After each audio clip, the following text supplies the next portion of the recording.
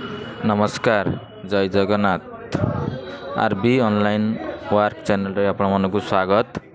आज आम जानिबा सुभद्रा योजना रे आवेदन करथिले आपनकर आवेदन स्टेटस टी आईटी पे 2.5 लाख इनकम पाई रिजेक्ट होईची ताले कोन करिवे केमिति अभियोग करिवे आज आम जानिबा भिडियोटी को नियाती शेष पर्यंत देखिए।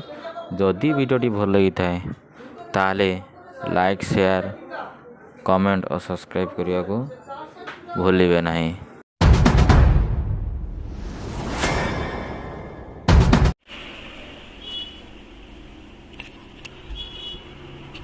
प्रथम कौन करेंगे ना गूगल क्रोम को ओपन करने गूगल क्रोम रे गूगल सर्च करेंगे सुभद्रा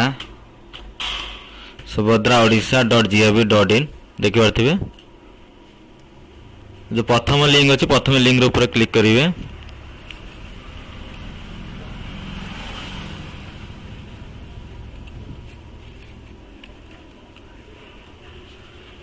तापर टिके तल को आसवे ये देखी पारे जो अभियोग ऑप्शन टी ऊपर क्लिक करेंगे।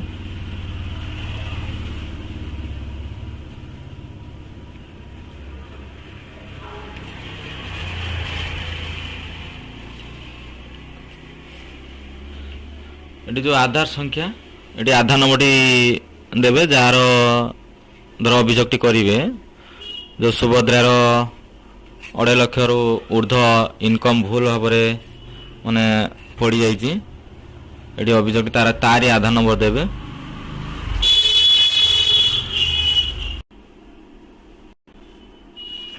आधार नंबर टी देला जो टी देखी पारे से कैप्चर टी फिलअप करेंगे।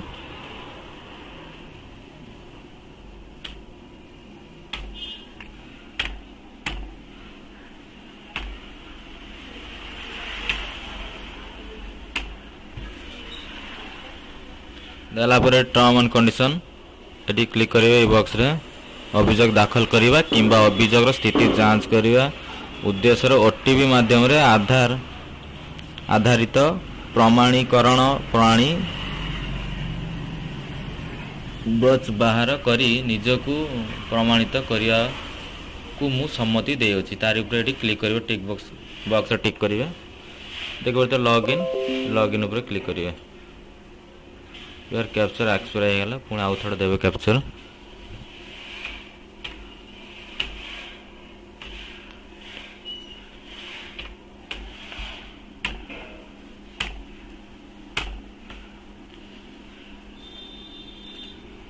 लॉगिन ऊपर क्लिक करेंगे।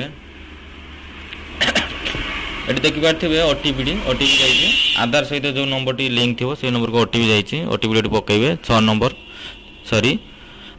6टी नंबर ओटीपी जाइए।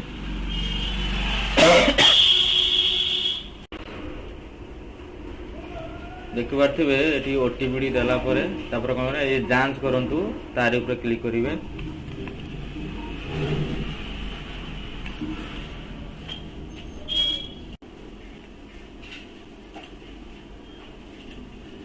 देखी पारे ये आपणकर पूरा डिटेल्स टी पलि आसी आप ना आधार नंबर टोटाली डिटेल्स गाँ पंचायत सब ये पलि आसी कौन करेंगे ना ये देखी पारे जो अभियोग दाखल करने को अभियोग स्थिति जांच करने को आप अभियोग करेंगे ये अभियोग दाखल करने को क्लिक करेंगे।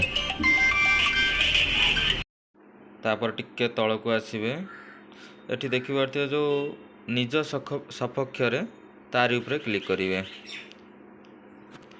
तापर टिके तल को आसवे ये आपणकर सुभद्रा एप्लिकेशन टी जो नंबर रसीद थी से देखा डाण पटे आप ना तापर ये अभियोग प्रकार बाछंतु आप कौ प्रकार अभियोग करेंगे तार ऊपर क्लिक करले ये जो 4टा ऑप्शन अच्छी देखी पारे जो 3 नंबर ऑप्शन टी तार ऊपर क्लिक करिए।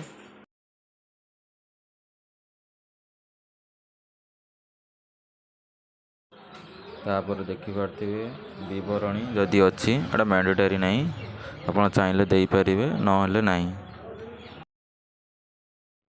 ତାପରେ କ'ଣ କରିବେ ନା ଏଠି ଡକୁମେଣ୍ଟ ଅପଲୋଡ଼ କରିବାକୁ ପଡ଼ିବ। ଡକୁମେଣ୍ଟରେ କ'ଣ ଦେବେ, ପ୍ରଥମେ ଆପଣଙ୍କୁ ଗୋଟେ ଆପ୍ଲିକେସନ୍ ଲେଖିବାକୁ ପଡ଼ିବ।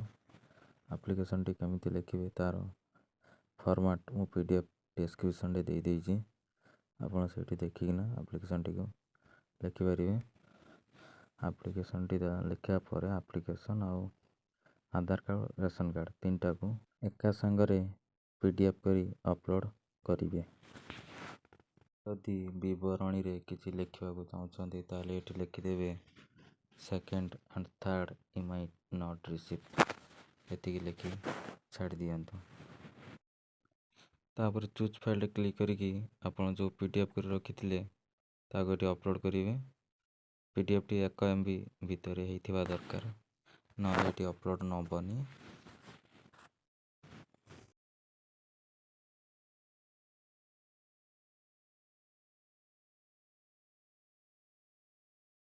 ତାପରେ କ'ଣ କରିବେ, ଦାଖଲ କରନ୍ତୁ, ତାର ଉପରେ କ୍ଲିକ୍ କରିବେ।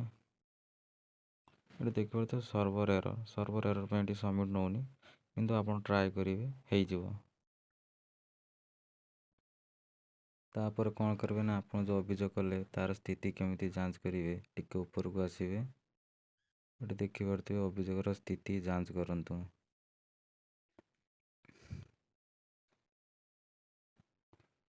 ଦେଖିପାରୁଥିବେ ଅଭିଯୋଗର ସ୍ଥିତି ଯାଞ୍ଚ କରନ୍ତୁ, ତାରି ଉପରେ କ୍ଲିକ୍ କରିବେ। ଆପଣ ଯେଉଁ ଅଭିଯୋଗ କରିଥିବେ ତା'ର ସର୍ଭେ ସଂଖ୍ୟାଟି ଏଠି ଆସିଯାଇଛି। କେଉଁ ଡେଟ୍ରେ ଆପଣ ଅଭିଯୋଗ କରିଥିଲେ ତା'ର ସବୁ ଡିଟେଲ୍ସ ଏଠି ଆସିଯାଇଛି। ଆପଣ ଚାହିଁଲେ ଏଠି ସବୁ ଦେଖିପାରିବେ। ତ ଆଜିର ଭିଡ଼ିଓଟି କେମିତି ହେଲା ନିହାତି କମେଣ୍ଟ ମାଧ୍ୟମରେ ଜଣାଇବେ। ଯଦି ଭିଡ଼ିଓଟି ଭଲ ଲାଗିଥାଏ ନିହାତି ଲାଇକ୍, ସେୟାର, ସବସ୍କ୍ରାଇବ୍ ଓ କମେଣ୍ଟ କରିବାକୁ ଭୁଲିବେ ନାହିଁ। ଏମିତି ନୂଆ ନୂଆ ଭିଡ଼ିଓ ଦେଖିବା ପାଇଁ ମୋ ଚ୍ୟାନେଲଟିକୁ ସବସ୍କ୍ରାଇବ୍ ରଖନ୍ତୁ ଆଉ ବେଲ୍ ଆଇକନ୍କୁ ଦବାଇ ରଖନ୍ତୁ, କାରଣ ସର୍ବପ୍ରଥମେ ଆପଣ ଭିଡ଼ିଓ ପାଇପାରିବେ। ଜୟ ଜଗନ୍ନାଥ।